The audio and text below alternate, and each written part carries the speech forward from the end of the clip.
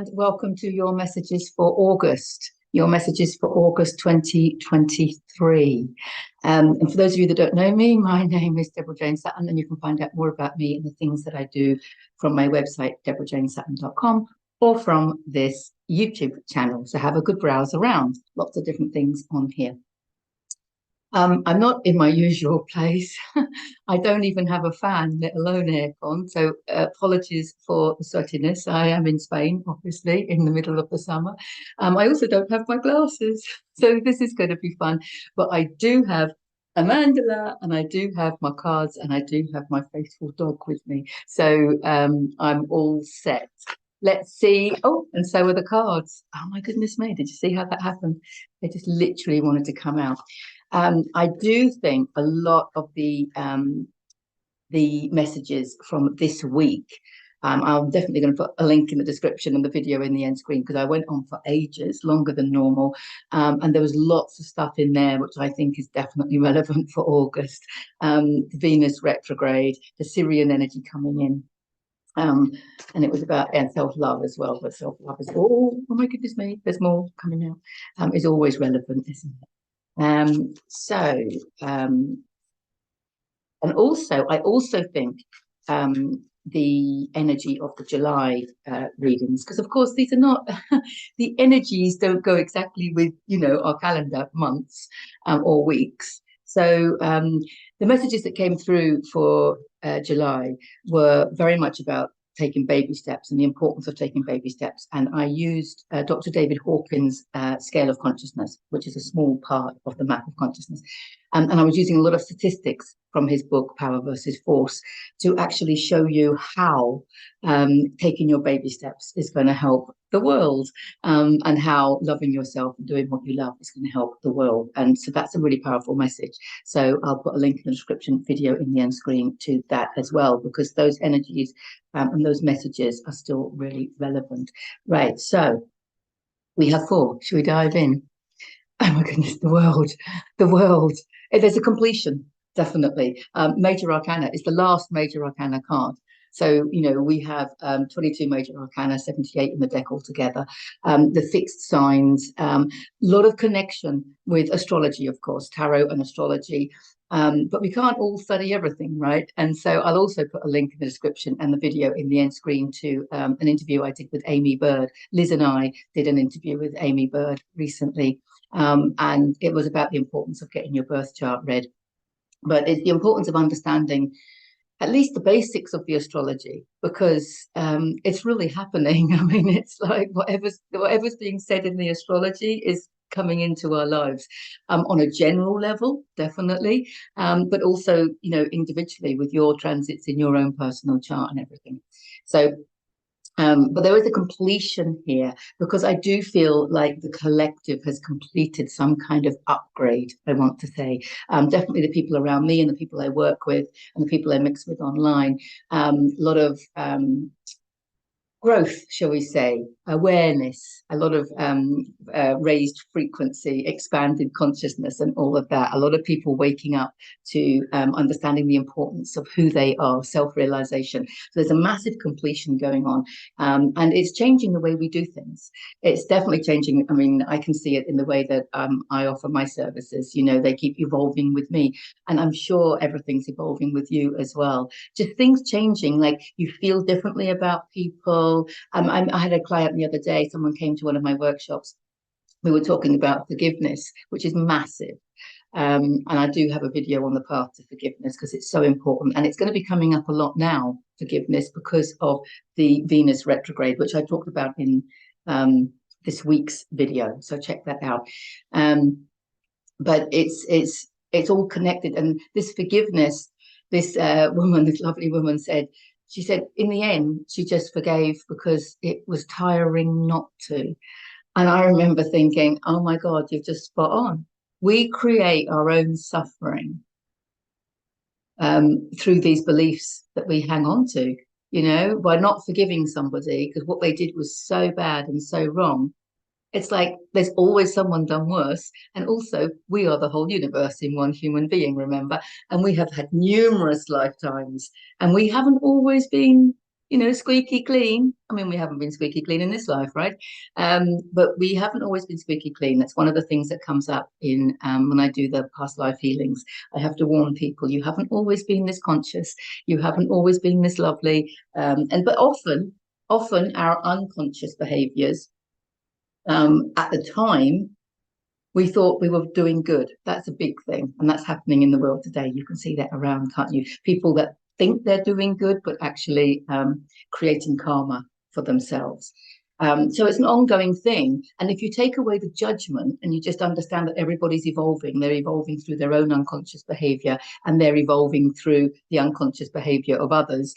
When you look at it that way and you just stop the judgment, then there's no reason to forgive, is there? You don't need to forgive anyone, because the whole concept of forgiveness is that somebody was wrong and you're right and you deserve whatever. It's all that duality and that heaviness and resentment and that revenge and all those energies which we're moving away from. We're completely moving away from those in the new paradigm. And so it was lovely how this lady said, I've just forgiven because it was tiring carrying it around. And it's like the Mark Twain quote, isn't it, that says anger is like an acid. It does more damage to the container that's holding it than it does to anything you can pour it on. So yeah, that's really relevant. There is a massive completion going on. So I think there's a lot of closure as well. I'm feeling the energy of closure. The way you do things, the way you look at people, the way you look at situations. A lot of the things that we've been fighting for, maybe we don't need to fight. Maybe we achieve everything through love. Love, power versus force. Dr. David Hawkins' book, famous book. Our power lies in loving, because the power is the top half of that chart, which I often share. And if you don't know which one I mean, check out the July messages. And force is the bottom half, because if you're not in your power, if you're not operating from a place of love, then you have to force action. You have to keep forcing action, which is why if you're in a contracted state, going to work is such a struggle. Everything's a struggle. Achieving anything is just difficult. That's because you're having to force all your actions, and it's having to come from your human, right? Your limited human who has agreed to live in this experience of lack, Whereas when you open up to your power of love, your superpower of love, the divine will flow through you. And that divine energy, wow, you want some of that behind you. It's just amazing. You will just end up doing whatever it is you're meant to be doing. And not only will it not tire you, it will actually energize you. And that's where your power lies. Your power lies in doing things from love, from a place of love. What a beautiful start to the month. There's our Queen of Cups. They're face down. I'm just pulling them up now. The Queen of Cups. Cups is spirituality, intuition, creativity, emotional fulfillment. She's the queen of emotions. She's mastered her emotions. What I often think about the Queen of Cups is that she's read the book not Power versus Force. Of course, she's read that one as well. The Power of Now. Sorry, The Power of Now by Eckhart Tolle. Because in that book, it was reading that book where I really learned to observe the emotions that were coming up, whether they were just coming up in me generally or whether I was being triggered by something outside of me. There's nothing outside of me, right? whether one of my holographic projections was triggering me. However, if it was my emotion, if I was feeling it, it's my emotion, take responsibility for it, not pointing fingers to anyone else, obviously, and able to feel the emotion. Feel into it, relax the body, drop the shoulders, close the eyes, drop into the heart and feel the emotion. And sometimes it can be really uncomfortable, which is why you trapped it in the first place, of course, right? Because we didn't want to feel it. We didn't want to do this inner work at the time. We didn't understand the importance of processing our emotions, did we? So that's why we got them all trapped. When they come up like this through triggers, which is our biggest blessing and our biggest self-healing technique, right? Come on, guys, trigger me, so that I can do the inner work, right? Free of charge. I mean, it's amazing being triggered. If you're thinking people are winding you up, you just go, thank you, thank you, thank you, and then go off on your own, bit of solitude, bit of meditation, focus on it. And sometimes you can feel where in your body the emotion is. And often it's in the solar plexus, if it's to do with confidence, self-worth, obviously. Heartache, obviously, would be in the heart. A lot in the sacral chakra. The sacral chakra is where we hold trapped emotions connected to our parents, our children, our siblings, and our lovers, and everything to do with our creativity and sexuality. So you can imagine it's a minefield, isn't it, of trapped emotions where we haven't expressed the emotions that we feel towards our nearest and dearest. So sacral chakra holds quite a lot of trapped emotions. But you could often feel it could be in a part of your body that feels weak anyway, or an injured part or something. But you just keep focusing on it and it can get really intense. It depends on the emotion. Sometimes you can just, that's it, I felt it, it's gone, you know. But other times I've had ones that have been really, really intense, and you just have to hang in there. But you have to keep your body relaxed, because as soon as you tense your body, you're in contraction and you're keeping it there. You're anchoring it in. So you need to relax, and then suddenly it will come out. And probably, I mean, if it's a big one that needs to come out, you'll probably cry, or feel lighter, feel a little bit lightheaded. I mean, it's like when I do the work with the brain integration activities or with the emotion code, you know, we can be releasing these emotions. Sometimes we just feel relief. Sometimes we want to cry. Sometimes, well, always, I think we feel lighter. We feel lighter and sometimes a little bit dizzy. And that could be because we've exhaled so much of it. But it's just, yeah, because it's our whole energy is shifting. It's like these heavy energies you're taking out. And when you're feeling lighter, you feel a little bit floaty. So, yeah, that's kind of relevant. So this will happen and it's your own. It's all on your own. You're just focusing on the emotion, feeling it move. You can consciously encourage it to come up with your breath. So I often, you know, will inhale down to the belly, open the chest, open the heart, you know, just know that your breath is you, because your soul comes into your body with your first breath, yes, and your soul leaves your body with your last breath. So therefore your breath is you, it's your soul, it's your everything, it's your fractal of universe, your God part, whatever you want to call it. It's where all your power lies. Your power lies in your breath, because if you're not breathing, you have no power, you have no personality, there is no you, right? There's just an empty human vessel. So your breath is everything. When you understand that, then you can use your breath to help heal. I'm a big fan of using the breath to help release these emotions and stuff like that. So you can really breathe into the belly, because a lot of people just breathe into the chest, right? You've got to breathe in down to the belly. You've got to practice that sometimes. A lot of us just, I don't know, many reasons, maybe because we wanted to hold our tummies in. I don't know why, but we need to practice breathing down to the belly, and then consciously, when the belly's full of the inhalation, we can then consciously open our chest. So I like to think of the heart opening, of course, and then that allows more life force in, and then you know that you have got a full body of inhalation. And then the really yummy bit is to hold it, just to hold it for a while, because we learned in school, didn't we, that the oxygen comes in and it goes to every cell of the body and it picks up carbon dioxide and we exhale it out. But it's not just oxygen coming in, it's your light, and you're exhaling darkness. It's your healing, you're exhaling whatever ailments you have. You know, this is love coming in, and you're exhaling anything that is not of love, which includes your fear and all your trapped emotions. So that's you coming in. You in your most powerful form is coming in. So when you hold that breath, you can feel the power of you, your divinity, integrating into every cell of your body, plumping it up with expansion and love and healing and light and all those wonderful things.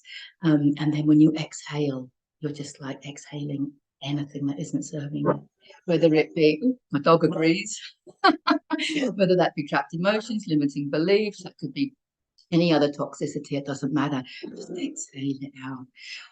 Mastering your emotions. That's how, one of the many ways that we can master our emotions. And she has mastered her emotions. It's getting really hot in here. Apologies again for the sweatiness. You have everything you need. He is looking at his stockpile, predominantly money, but it can also be time. How many people say they can't do what they love because they don't have enough time or resources? you know, I can't do what I love because I don't have X, Y, Z. He has a stockpile. He's been accumulating it. If you look back at your life, you will realize that everything you've done it to get you to this point. You know, I was thinking about this the other day with massaging, because I do all my massages together. I just offer the same massage. I say it's not always the same, obviously, because I'm intuitive. But what I'm saying is it's I don't offer it individual, you know, reflexology, Indian head, you know, aromatherapy. I don't, it's just like lie on my couch and you'll get what your body needs. um, and because I just do that anyway. I thought, why did I learn all those massage techniques? And I got the message straight away that it was like, because so you could tap into all these different ones depending on what the client needs. Not everybody needs everything at once, you know. And I thought, yeah, of course. It's not because I'm offering a whole range of massages. It's because I'm tapping into that range of massages in the one massage, if that makes sense. But anyway, it's just an example of how everything we've done in life has led us to this point of the Great Awakening. Our souls knew that we were incarnating for this Great Awakening. And I think it's great because we know what we're doing here now. We know the meaning of life. We know what we're doing here now. So yeah, I think that's amazing. I'm just going to pause this because my battery has run out. Okay, I'm back. Plugged in. So yeah, Seven of Pentacles, beautiful. Reflect on your life. Everything you've done has led you to this point. Every relationship that you've had has led you to this point. Every experience that you've had has led you to this point. There's a big overlap here with forgiveness and everything else. Look back at those relationships that you may have a little bit of ickiness, a little bit of resentment over, or some anger, or some hurt, heartache, or what have you, and understand that you were on a path of self-love and you were learning the importance of self-love, and people were reflecting back to you your lack of self-love. Okay, often when we're in dysfunctional relationships, it's because we don't love ourselves, obviously, otherwise we wouldn't put ourselves in them. And the other person is just reflecting back our own lack of self-love. So you need to take responsibility for that. But even those relationships, they were there to get you to this place of self-love now. Because if you hadn't had that experience, you wouldn't understand the importance of self-love. We have to have had the shit, I want to say. We have to have had the suffering to understand the importance of not suffering. We have to have that lack of love in order to understand the importance of loving ourselves. So everything that you've done, I mean, every book that you've read, every film that you've watched, everything has led you to this point. People from your past coming back, that's all part of the Venus retrograde. So check out that video, this week's video, because a lot of people are going to be coming back this month, either physically or emotionally, mentally, for the purpose of you upgrading the feelings you have towards them. I want to say, if you have any negative emotions towards them, or even if it's indifference, you can upgrade it to unconditional love, because you're looking at it from a higher level of consciousness now. And that's an act of self-love as well, isn't it? When we change the way we look at the events in our life. And the last card, yeah, there we go. The King of Swords. The King of Swords. Yeah, look, she's she's mastered her emotions, he's mastered his thoughts. That could be a relevant video as well, which I will put a link in the description. I think the end screen will be full by now. But I did do a video on mastering your emotions and your thoughts, because he's mastered his thoughts. He understands that if he wants to feel better, he just chooses a better thought. You know, if you have a thought, this is like the Byron Katie work. I'll put a link into her work as well. And you have a thought, and that thought makes you feel uncomfortable, icky, or contracted in any way, change the thought. You change the way you look at it. That was the famous Wayne Dyer quote, wasn't it? If you don't like what you're looking at, change the way you look at it. Just look at it from a higher level of consciousness. Look at it as a part of your soul's growth. I like to look at things from the perspective that as a soul, we know that we grow through trauma. Adversity is our springboard to enlightenment. We know that. And when you know that, your soul is going to choose to experience adversity. We choose our own suffering. We do it for the purpose of growing, and we work together so that we get people that we agree with people. Like, we agree with people, for them to play the baddie in our life so that we can grow. And they do that for us. How much do they love us on a soul level? Because they're willing to play the baddie, and they get all that rap for it. And most baddies are not happy, right? But they're willing to play that role in your film so that you can have the trauma that you need in order to learn to love yourself and grow. If you have an emotional trauma, you will grow. Whether you grow spiritually or whether you grow a tumor, the choice is yours. We know that at a soul level. So this is how, looking at it from that perspective, changing your thoughts and not becoming a victim and realizing on a soul level, I chose this. On a soul level, I knew I would grow, and I have. There you go. So that makes you feel better, right? And then you can look back and you can go, oh my God, they played the baddie. Because then you have the people that are playing the goodies in your life, and you love them and you give them all this praise, all this respect, and all this gratitude, don't you? But playing the goodie is much easier than playing the baddie, because playing the goodie is a nice role, huh? So you have to love them equally. It's all unconditional love, isn't it? For everyone and everything. Wow. Unconditional love for everyone and everything. Mwah, mwah, mwah. Happy month of August. I love you all.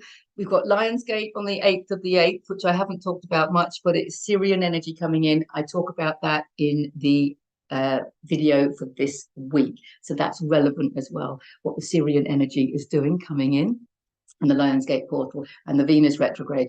And so check out that video because I think it's relevant for the whole of August, but I don't want to keep repeating myself. And I'm getting hot. Have a fantastic August. I love you all, and I'll see you in the next video. Bye for now.